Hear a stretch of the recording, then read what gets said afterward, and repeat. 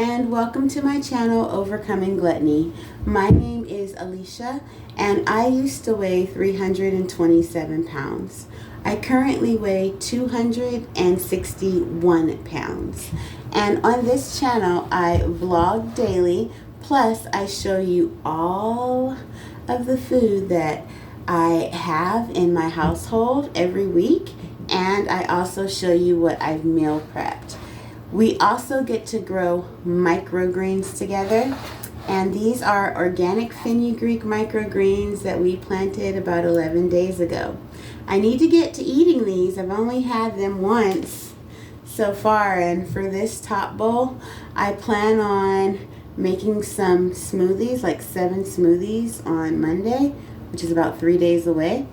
And I'm going to put this whole bowl, divide it up into 7, and put it inside of the smoothies, and then put the smoothies in a Ziploc bag and freeze them. And I'll have 7 pre-made smoothies all ready for me to go. So let's chit chat about resisting temptation. So it's March 3rd, 2023. I started my New Year's resolutions around December 25th, 2022. So let's just say hypothetically, let's just say at the beginning of 2023. And part of my resolutions were to refrain from eating meat, as well as dairy products and meat byproducts, as well as eliminating, or for the most part getting rid of, table sugar and oil. Yeah, I didn't plan on 100% getting rid of sugar, but getting rid of about 98% of it. So I've been successful with that. It's been 2 full months. We're rolling into the 3rd month. And I've definitely had my temptations. I have mostly been tempted to eat meat. And I think the reason is because I am such a meat girl. My family is very heavy into barbecuing. And I miss the biting into a rib. I miss the eating the chicken wings. I miss the fried fish. I miss the crunchiness of the fried chicken. But I'm recognizing when I have these temptations, I have self-talk with myself.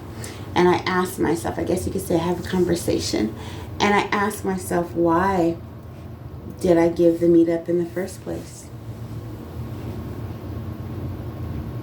And I remind myself about different things that I've seen when cooking meat, and different documentaries that I've watched, and just my own general knowledge about the greed that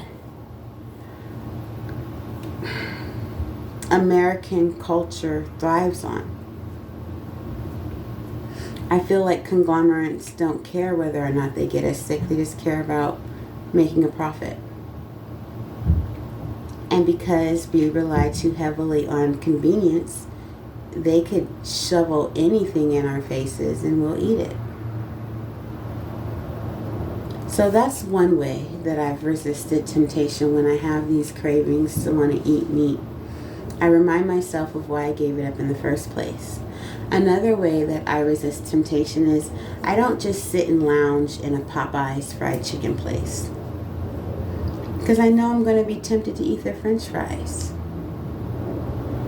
If I see somebody coming into the break room eating a meal that I really used to miss, like carne asada fries, or something usually with beef in it, then I may choose to sit someplace else outside of the break room. That gives me a better chance at being successful. I'm not saying I'm gonna run up to them and steal their food, but it removes me from the lingering desire to go back.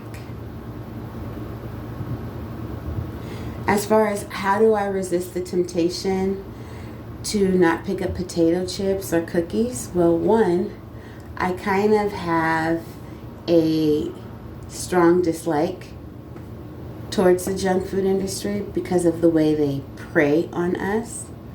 So the only times that I'm tempted to eat junk food is if it's like a biological temptation, like something inside of me is saying like, ooh, I want some carby potato chips.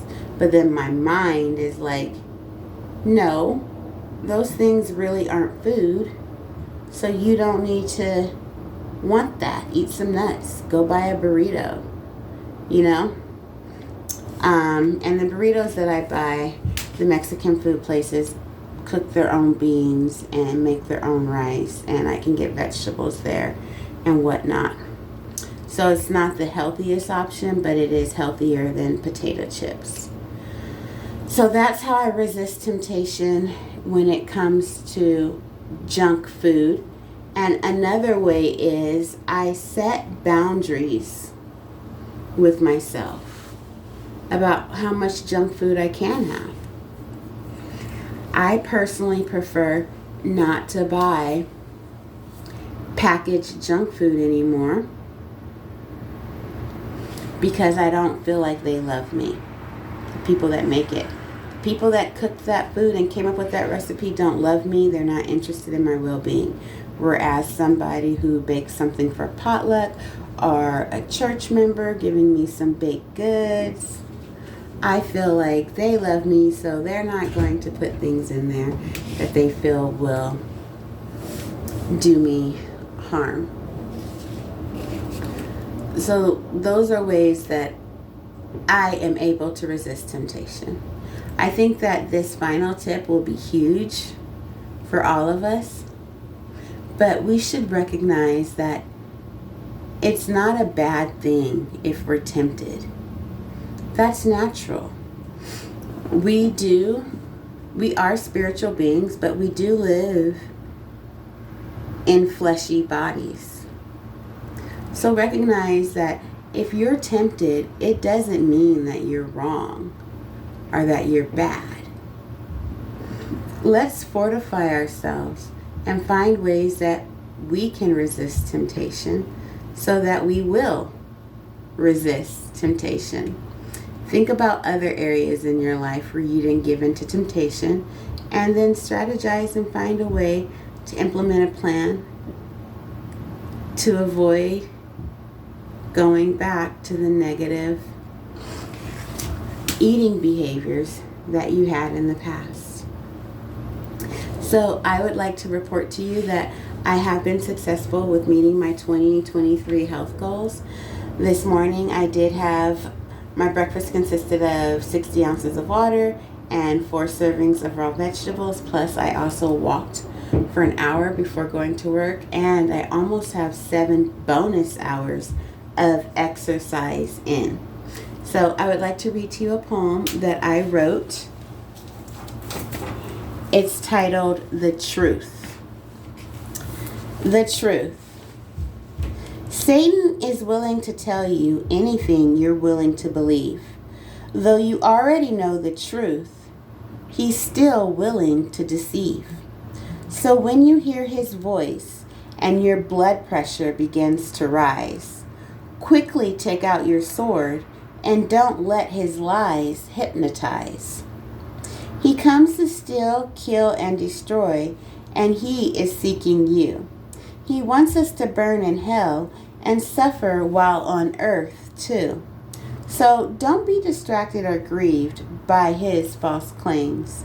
Resist the tempter and say no to his shackles and chains. Be aware that he's hunting you and eager to receive you as one of his trophies, like he did with Adam and Eve. Thank you so much for your time. I hope to see you tomorrow. Bye.